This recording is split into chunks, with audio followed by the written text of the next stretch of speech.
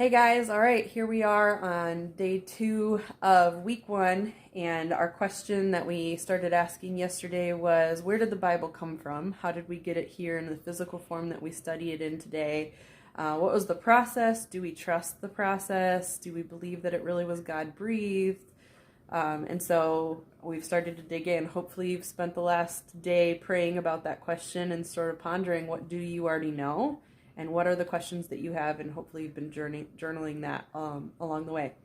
I am getting all serious in my business over here because I even have my tripod and my fancy donut light out so that I can use my hands to access my computer for all the notes that I have jotted down about this, and I'm going to try my best to keep this under 5 minutes. But I'm fired up. I'm not gonna lie. I hope you can tell because I'm pretty passionate about this one. I had no idea I'd be this passionate about it, but God is good.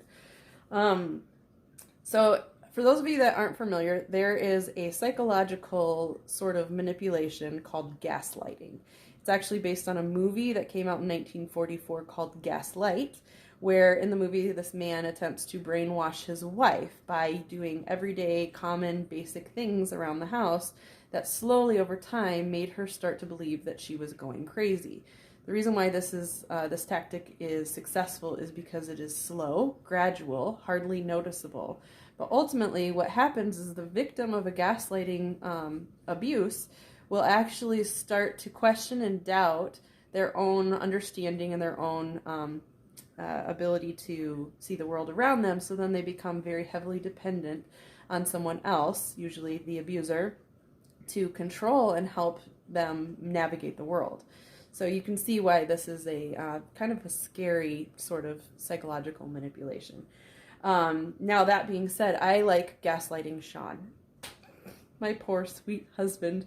We have this running joke that I gaslight him because I like to do things that make him think he's crazy. So for those of you that don't know my husband, he is a very good sport. He has to be in order to be married to me. And he occasionally will be making cereal, we'll be talking, and he'll pull out a bowl, and then he'll turn around to go get the cereal, and then as he's, without missing a beat in the conversation, as his back is turned, I'll take the bowl and put it away, so when he comes back to the counter, he stops and thinks, did I get a bowl out like I thought I did? And so usually catches me 2 or 3 instances in, and then we have a good laugh, or at least I do. So we have this joke that I like to gaslight Sean. So for those of you that know us, or maybe you don't, you'll find that interesting and funny. Okay, so moving on to how this all relates to the Bible. Here's my question for you guys today. Are you familiar with the Holocaust? I'm gonna go real dark. Are you familiar with the Holocaust? And if you are, do you believe it happened? I'm hoping that most of you are saying, yes, of course we know. Many of us grew up in school studying World War II and the atrocities that happened against the Jewish people through the Holocaust. Yet, none of us were alive at the time of the Holocaust. I don't think anybody here was alive. And probably very few of us have traveled to the sites and seen them with our own eyes. So in college, I had this really fortunate experience of meeting an Auschwitz survivor. This man was 5 years old when he was in a concentration camp, and I was obsessed with this idea of getting to shake his hand because I just really wanted to shake this man's hand. And so I got the opportunity to shake his hand, and there was something about shaking his hand and looking in his eyes and hearing his accent and seeing the branded tattoo on his arm. I just knew that what he said was truth. I just knew that his story was real. There was no way that that was not real. And for me, that was very personal because I was meeting a man. I was meeting a person who this was their experience and their testimony in their life. Yet, we have, in this kind of recent years, we keep hearing stories about people are in denial about the Holocaust.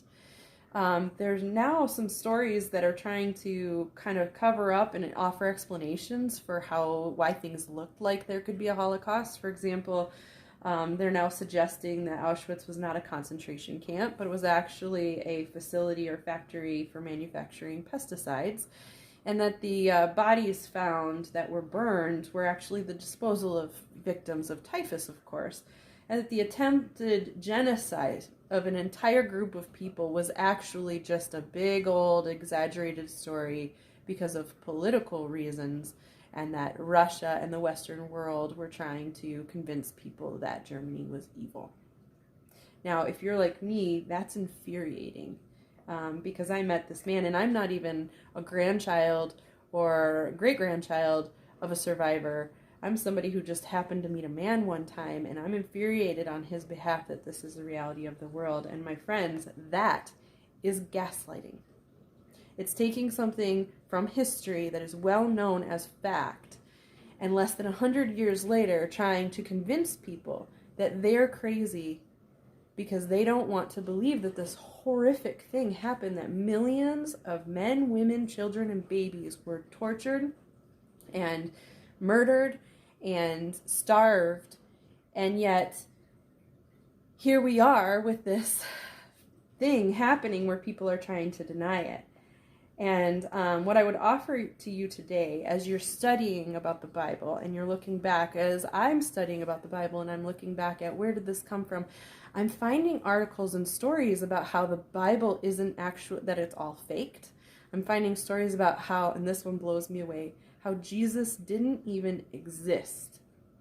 And I mean, up until, recent years, I believe, he's at least been acknowledged as a historical figure. Thank you. Not fictional.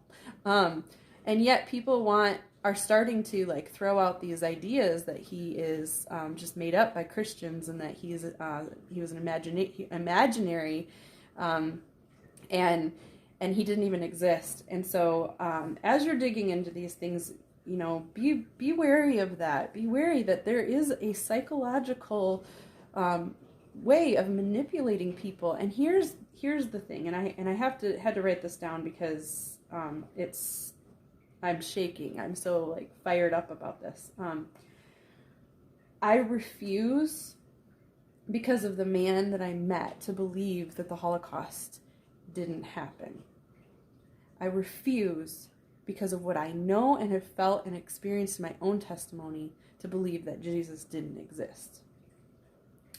You need to understand that there is an active play against mankind to offer easier explanations for things that make us uncomfortable.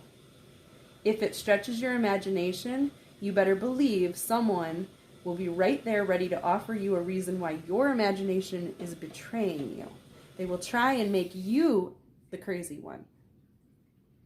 You need to know that for every uncomfortable truth, someone will offer you a comfortable lie. And you need to decide which one you want to live with. So there is this great saying that if we don't learn from history, we're doomed to repeat it. And I would offer that if we don't teach history, that we're doomed to have to defend it as truth.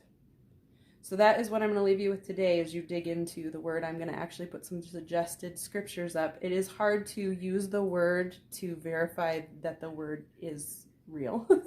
So that's why there's not a lot of scripture for you. I will definitely provide more scripture in the future.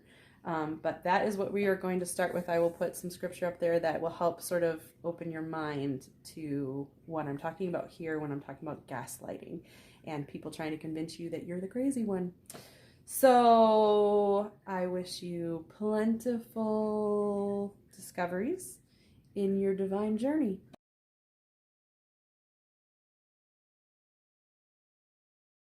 And also, I just want to say that if you think that this video was actually longer than 5 minutes, you're crazy.